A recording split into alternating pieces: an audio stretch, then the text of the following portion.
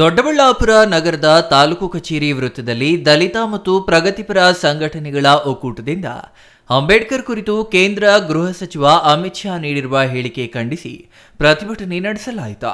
ಪ್ರತಿಭಟನೆಯಲ್ಲಿ ಮಾತನಾಡಿದ ಸಂಜೀವ್ ನಾಯಕ್, ಭಾರತದ ಚರಿತ್ರೆಯಲ್ಲಿ ಜಾತಿ ವ್ಯವಸ್ಥೆಯಿಂದ ತುಳಿತಕ್ಕೆ ಒಳಗಾದವರ ಧ್ವನಿಯಾಗಿ ಪ್ರತಿಪಾದಿಸಿದ ಭಾರತ ರತ್ನ ಅಂಬೇಡ್ಕರ್ ಅವರು ಇಡೀ ಪ್ರಪಂಚವೇ ಮೆಚ್ಚುವ ಸಂವಿಧಾನ ರಚಿಸಿದ್ದಾರೆ ಎಂದರು. ಬಾಬಾ ಸಾಹೇಬರು ಬರೆದ ಸಂವಿಧಾನದಿಂದ ದೇಶದ ಮಹಿಳೆಯರು ಹಾಗೂ ಶೋಷಿತ ಸಮುದಾಯಗಳಿಗೆ ಅಕ್ಷರ ಅಧಿಕಾರ ದೊರೆತು ಸಮಾಜದಲ್ಲಿ ತಲೆ ಎತ್ತಿ ನಿಲ್ಲುವಂತಾಯಿತು.